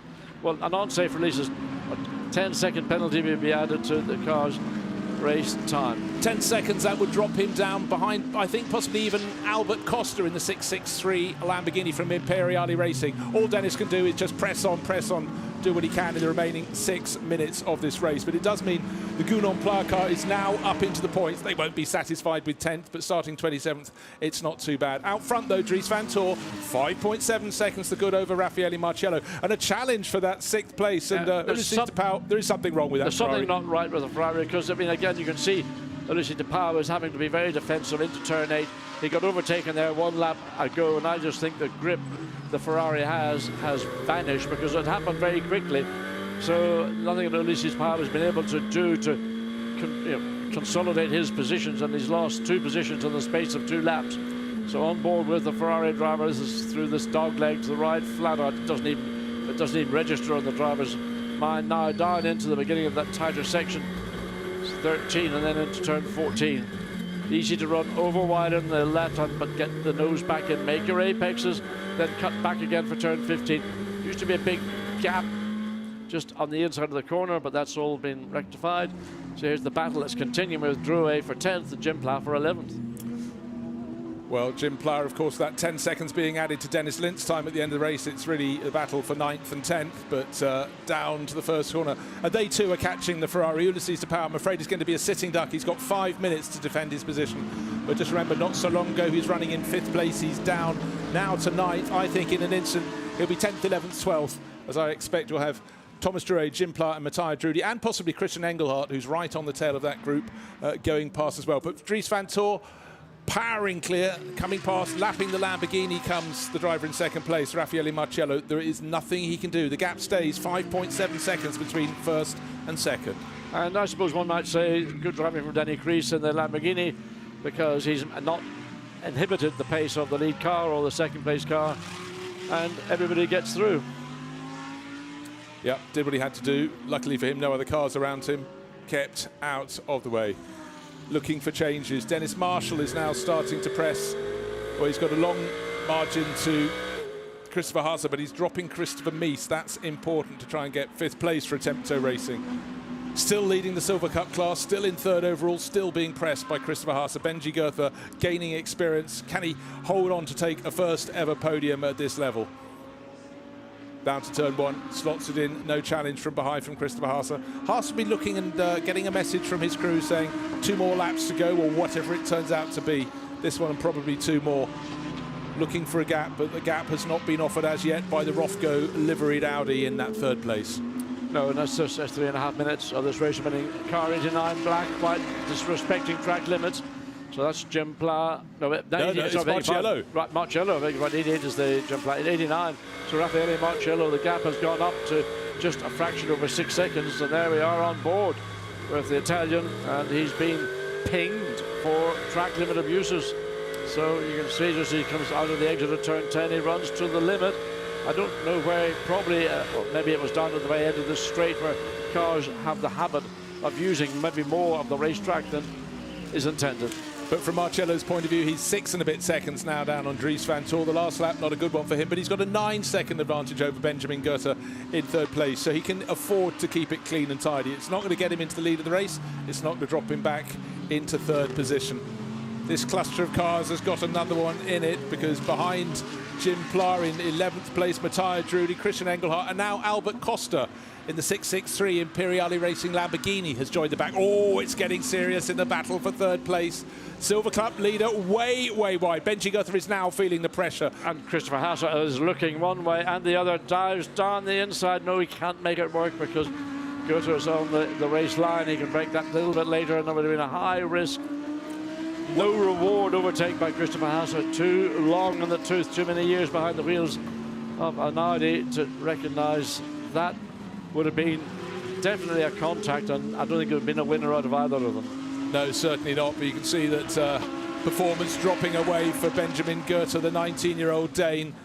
Christopher Hasse looking, probing, doesn't want to take too many risks, but for Benji Goethe, if he stood back at the start of the race and said, actually, I'll win the Silver Cup in this race and take 4th place overall, he'd take that. But now, tantalising, a possible podium finish is ahead of him. This would be huge, and for Father Rold, this would be a fabulous moment. One of his 2 racing sons really doing that, really racing. Wait for the undercut coming out of turn 10. But Goethe just about manages to get ahead of Christopher Hasse, so now there's the run down. He'll be under the rear wing, but not really gaining much. And if he tries to sort of wedge the nose of his Audi up the inside of Goethe's Audi, again, it's going to be contact. So he's wisely backed out of it, and just there's nothing he can do. There's maybe one place in the circuit he's got left. As when they come across the line, this will be going on to the final lap. And that's going to be on the exit of 6 into turn 8. Well, that was very, very busy indeed. Cars running wide over the curb and onto the start-finish straight. They go under a minute to go. We're onto the final lap. So Team WRT could be heading for victory outright. That looks on the cards for Dries van Tor. Will they get victory in the Silver Cup? It's there. Yes, they will, providing there's no clash between Thomas Neubauer, who's holding on desperately to third place. Third place won't give him victory in the class per se, because he's already got that in the bag. But it's a matter of pride. Will that first podium come his way? There's a Lamborghini up ahead. They shouldn't catch this on the final lap. Haven't mentioned the gap between first and second, 6.4 seconds. So it's neither really come up nor down. And that is status quo between first and second, between Van Tor and Marcello. But this battle behind them, another 10 seconds back down the track, is absolute fireworks. Benjamin Goethe and Christopher Hasse. So the chance for Hasse to make a pass, in my opinion, now has gone. This is going to be the part of the circuit that I felt that if he was going to make something, it would have been into turn 8, but it looks as if he's not had the pace to do so. And now up into turn 9 and then turn 10. Runs close up to the rear of Benjamin Goethe as he comes through the exit of turn 10. But then the acceleration as we go back to race leader, Dries van Tor. Right, bear in mind, looking at that top 10, or the results on the left-hand side, that's the running order at the moment. Dennis Lint in the 112 McLaren in 7th place has got a 10-second penalty to be added at the end of the race. That'll drop him through. This is turn 15, now turn 16. The checkered flag is unfurled and it's being waved. That makes it 6 wins in the last 7 races for this pairing of the driver who finished there, Dries van Tor, and the driver who started, Charles Veer. 2nd place, the gap, it's immaterial, but it was more than comfortable. Both cars backing off as they ran to the finish. But 3rd place is going to go to Benjamin Goethe. What a fabulous result for him. He'll take the Silver Cup honours. And behind him, Christopher Haase decides he's Farmer Haase. He's become Jeremy Clarkson. Off the track he goes, it matters not. So double celebrations at WRT. Yeah, you can see the joy and, well, in fact, the entire team, even Fred Ravish, whose car we're looking at sitting in the... There's got a Parc Ferme sticker on the windscreen, of course. So that's going to be all processed, but Charles Weerts and Dries van Tor did what I would call a very workmanlike and professional job, you know, taking the pole position, translating it into a victory, and a good run from Timo Boguslawski and Raffaele Marcello, but they had no answer. They didn't have any more pace. They could match the Audi's pace, but they couldn't exceed it. Right, and just to record that Dennis Lint came home in 7th place overall, but the 10 seconds added to his time will pitch him down to about 15th place, which will elevate Lucas Leggere to 7th, Ulysses de Pauw to 8th, Thomas Drouet to 9th, and Jim Pla will take the final point. That car started at the back of the grid in 27th place by Jules Gounon. But the winner of race 1, fabulous, fabulous run for Dries Van Tor, who's bringing it home, and Charles Weerts, who's already towed himself down, but haven't mentioned Pro-Am for a while. And Dean McDonald took that from Andrea Bertolini by a comfortable 15-second margin. Well, a story what might have been, and you have to really feel JP Motorsport are going to have to work out how to get their pit stops better. Not only did they cost about a dozen seconds over all their rivals when they came in from second place, Vincent Abril handing over to Dennis Lind, but then they had an offence in the pit stop, 10 seconds added to their time, and it's dropped them way down the order. In fact, down to 14th place at the end. So 5.6 seconds to the good. Charles Weerts and Dries Van Tor, what an astonishing record at Misano. Second place, Timo Bogoslawski, who started third, and Raffaele Marcello, who tigered forward as ever. Then Thomas Neubauer and Benjamin Goethe, winners in the Silver Cup class, with their rivals in 7th, 8th and 9th position. So that was a fabulous first podium for the French-Danish combination. Simon Gachet and Christopher Haase chased hard to come home fourth. Peter Schotthorst and Dennis Marshall worked their way up to 5th for Attempto Racing, and Jean-Baptiste Simonauer and Christopher Mies in yet another Team WRT Audi, rounding out the top 6. So it was a race of cut and thrust, and cars moving up the order. And Lorenzo Patrese, by the way, and Matteo Drudi. Lorenzo, the 16-year-old sub, brought in yesterday because his teammate Luca Giotto had COVID. Did a good job early on to qualify fourth, but he learnt a lot, I'm sure, John. Fell just short of the points, but you learn as you go. Yes, I mean, he got overwhelmed maybe in the opening lap. Nevertheless, consolidated, and they are, they're just outside the top 10, but I wouldn't be overly concerned by that. So a masterclass from the top 2 cars in the championship. Now the points will change, of course. The gap had gone out from half a point to 1.5 points when Charles Weerts took pole position. So 1.5 point lead, and the difference between first and second is 4.5 points. They're now 6 points clear. With tomorrow's race and the final two races at the last round to come, but every point in this battle with Bogoslawski and Marciello counts. Helmet off, wipe the face. You can see Dries doing that sort of blowing the lips maneuver of, thank goodness that is over. But we're going to hear from them very soon indeed, because Gemma is closing in and about to step in. Hopefully he'll get the top half of his overalls down. He's a hot driver and he did the job. Charles, Dries, a fantastic win for you. You look really hot, Dries. Was that tough? Well, at the end it was getting a bit too hot, but other than that it was, it's always, our main competitor is the Mercedes, and every time it's me against Marcello, it's always, you always have to give everything. So it was tough in the beginning to try and keep the gap the same, but then clearly soon we found out that we had similar pace, so I could still push, but I knew he wouldn't catch, and that was just giving me a bit of an easier time. So yeah, happy. Well done, fantastic. And Charles, of course, you pitted slightly later than some of the others in the field, and that seemed to be key. Yeah, I mean, first of all, we had a good start, then a good restart also. With all the debris on the track, it was not so easy to avoid. But then, yeah, I just went, and the car was just incredible to drive. So again, perfect job by the whole team. So thanks a lot to them.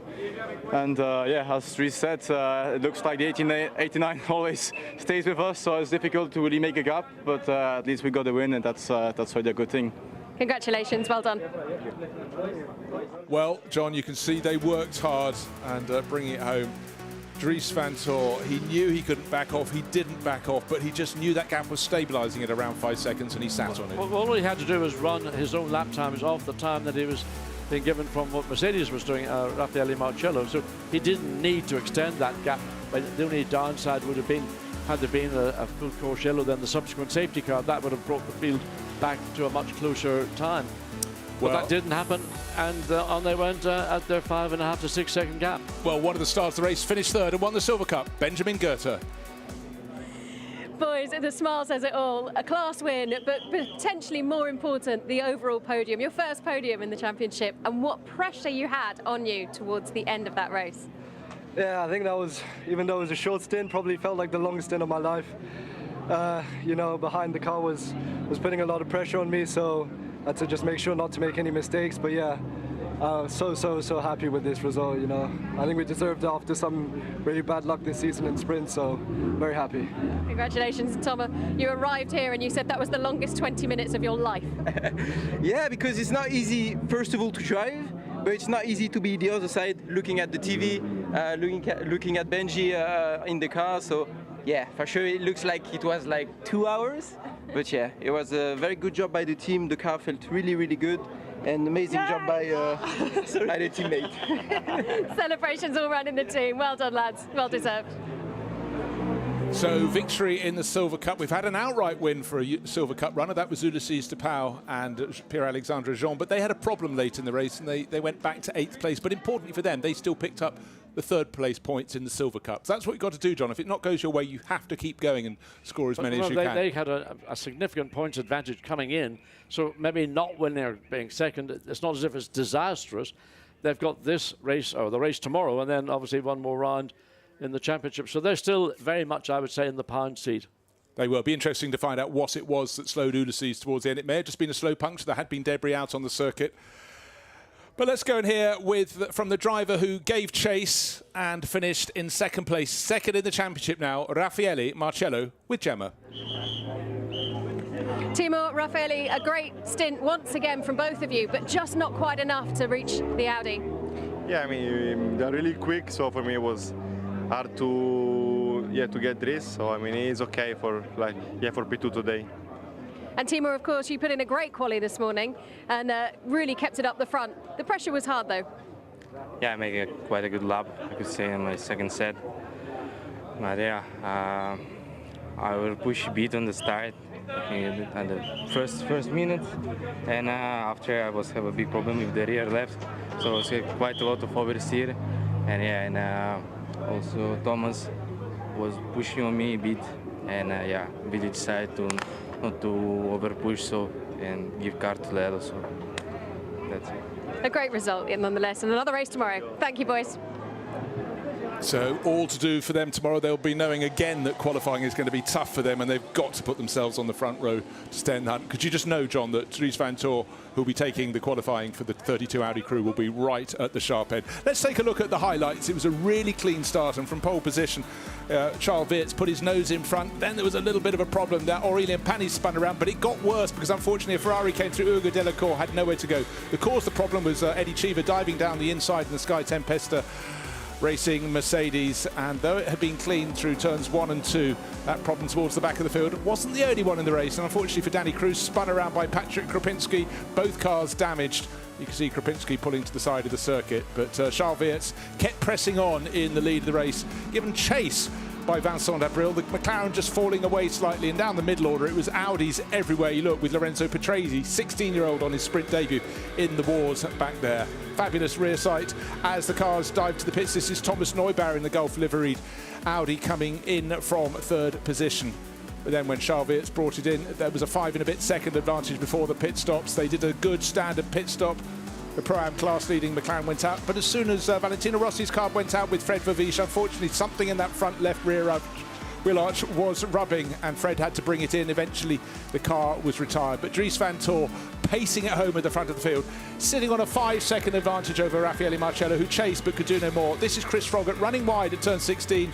That car clearly had a problem and was soon brought back to the garage to retire. But a fabulous battle just outside the top 10, with Jim Pla coming through in the yellow and black ACA Codis ASP Mercedes. But up front, chasing was one thing, but nothing was happening. Dries van Tor still sitting on a lead of 5 seconds through the final corner for the final time. His 6th win in the last 7 visits here to Misano. And drivers coming up onto the podiums, smiles all around. Marcello and Bogoslawski on the left, and near us, the young guns, Benjamin Goethe on the right and his teammate Thomas Neubauer. But yet another win at Misano for Charles Weerts and Dries van Tor. Pride all round. Pirelli caps on. Just a note on the 46 Audi. There was apparently contact in the pit lane after those pit stops between the 46 and a unidentified Mercedes. That's what I'm hearing. Thank you very much, John. Always good to get the info.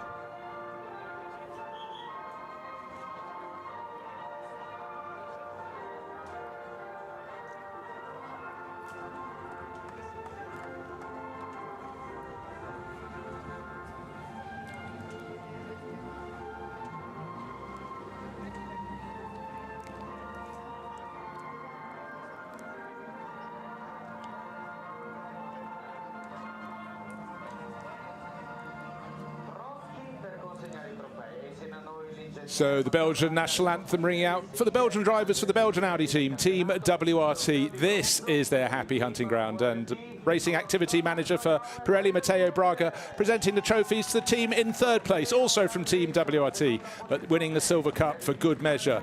Timo Bogoslawski, great job in qualifying. He was nowhere, suddenly managed to slot it third on the grid, and Raffaele Marcello propelled them up to second place, and there they stayed. But the biggest trophies here at Misano to the serial winners, not just in this series, but most notably as Team WRT take the team trophy in this race itself. The drivers, Charles Weerts, the tall figure on the left, and Dries van Tor, here come their trophies as well. So it's a hot day's work here at Misano. They've got to do it all over again tomorrow. But all you can do, John, is win what's put in front of you. Well, it's going to be a battle, one assumes, between the 32 Audi and the 89 Mercedes, but don't dismiss anybody else in that group of top 10 cars, because if they do get strong qualifying grid positions, then they can also put themselves into the mix. Yeah, and if JP Motorsport, they've clearly got pace in their McLaren, if they can get a good pit stop and keep it clean in the race, not have a pit stop offence to manifest all their problems, they too could be up there. And that's exactly how we like it in Fanatec GT racing. Different manufacturers challenging each other in exciting racing action. So for all the drivers, a chance to cool down. It's hot here, mercifully about 4 or 5 degrees colder than yesterday. Let's take a look at the points, and what was a half-point advantage coming to the first race at Misano is now 6 points to good for today's winner, Charles Weerts and Dries van Tor. Timo Bogoslawski and Raffaele Marcello comfortably in second place. Then there's a gap, and with Jim Plar and Jules Gounon not scoring more than 1 point today because they finished down in 10th place, they are way back in third place. It's a two-horse race, John, barring absolute disasters for those top two crews. Yes, very much, of course, going to Spa, then there's double points for Spa in that 24-hour event. But nevertheless, the grip that the 32 Audi, the 89 Mercedes have got is pretty impressive, and it would take something unseen to overhaul both those teams and take the championship away from them. So now waiting for the other podiums. We've still got the Silver Cup and the Pro-Am Championship runners to come up, and for Ulysses de Pauw and his teammate in the Ferrari. Disappointment today. They ended up sliding back down the order, but certainly some happy faces down there as well. Just looking at Dean McDonald in the blue overalls, young Scotsman, you can see he's been suffering also from the heat within the McLaren, but looking pretty fit nevertheless. Pierre-Alexandre Jean, the taller figure of Ulysses de Pauw, going out. Whatever the problem was, it cost them. But don't forget, they came here with nearly a 30-point advantage over Acker and Scholl, who were out earlier on. Lucas Legeret coming out second place in class. A good charge from them late in the race, and that is along with Nicolas Baer, Santalot Junior team. And up onto the top step. Well, they're enjoying their life here. Thomas Neubauer being led out by Benjamin Goethe, and that was third place overall. That will give their confidence, John, such a boost.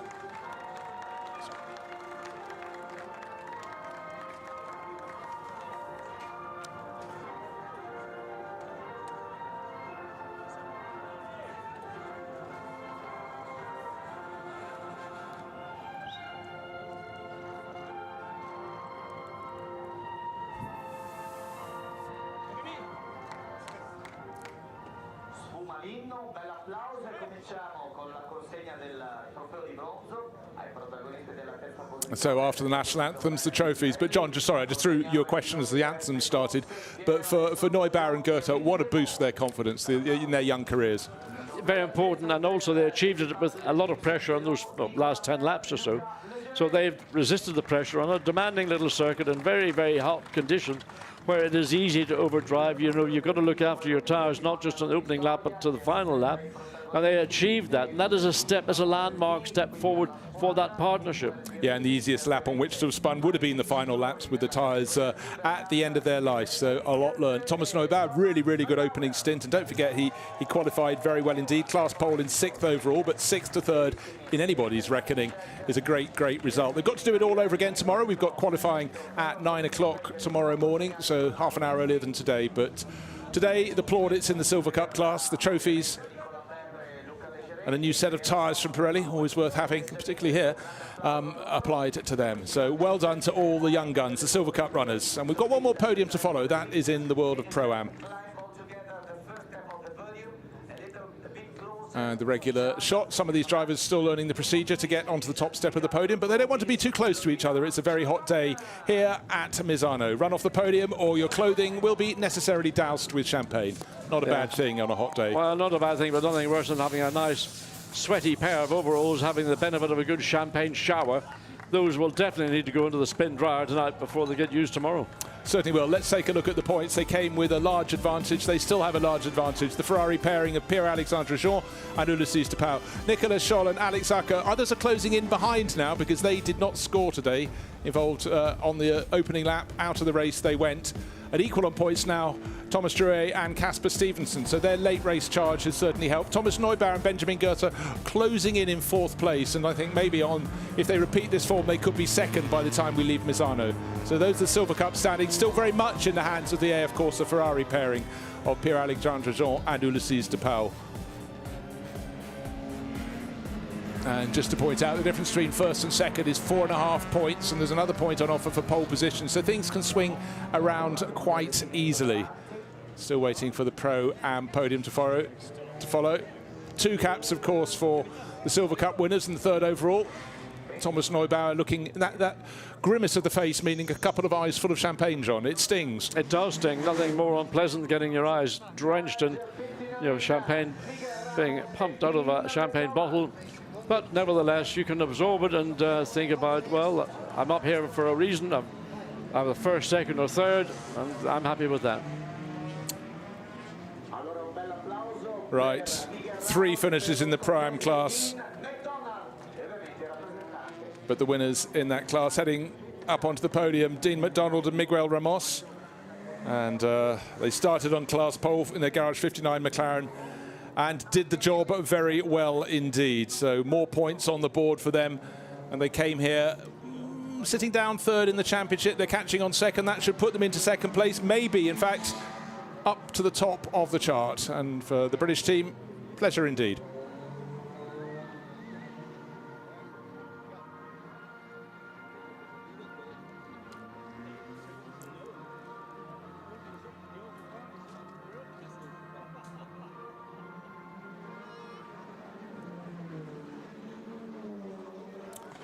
So victors in the Pro-Am Cup will be looking to do it all over again tomorrow. As I said, qualifying at 9 o'clock. And then it'll be warm in qualifying and even hotter when we get to tomorrow's race, which will begin at early afternoon. Matteo Breuer back out from Pirelli, the racing activity manager, presenting the trophies. His trophies and points. Miguel Ramos, and closer to us, Dean McDonald, very happy indeed here in the sunshine and the heat. The photos for them, but they've got to go away. Probably as there are no other people to spray them with champagne, they might keep their race suits clean and just have a tumble dry rather than a full wash tonight. Well, they'll go away very happy indeed.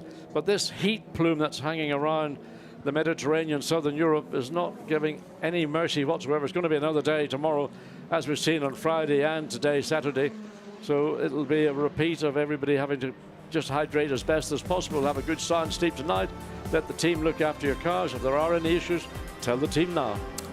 Right, so Miguel Ramos, Dean McDonald stretching their advantage. Cedric, well, they went from third, up into the lead of the champion. Cedric Spazzaroli not gaining any points today. That's a big pain for him. And Patrick Krapinski and Christian Klein, they also didn't score, but Bertolini and Machils catching up. So it's actually the closest of all the championships we have. This is the third group. This is for Pro-Am. And as you see, 15 points with 3 races remaining. That means 3 good results, and even the team in fourth place, Bertolini and Machils, could close in. But for now, it's Garage 59's Dean McDonald, Miguel Ramos top in the Pro-Am standings after the race 1 here at Misano. And the overall points, this includes the races also from the Endurance Championship. We've had 2 of those so far, 3 rounds in the sprint, 3.5 rounds in the sprint, but it's Mercedes leading the way from Audi and Ferrari in third place. It's a hot day here at Misano. My name's Bruce Jones and John Watson. Even in the commentary box, John, it's been hot here. But that is closing at the end of the race.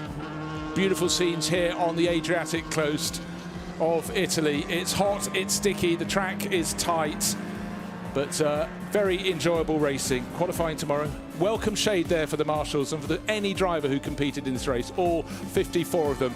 It's going to be a time of sitting in the garage and trying to catch a sea breeze. And finally, just well done to the cameramen who are out there no shade whatsoever. They're working. You can't imagine how hard.